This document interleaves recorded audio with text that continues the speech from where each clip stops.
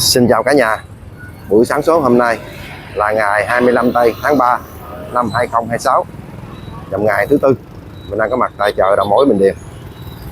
Trước mặt mình là một quang cảnh phiên chợ buổi sáng hôm nay.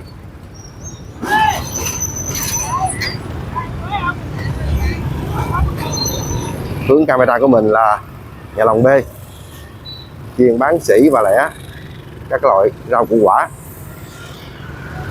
Buổi sáng sớm hôm nay mình thấy có anh chị đến chợ rất đông cả nhà.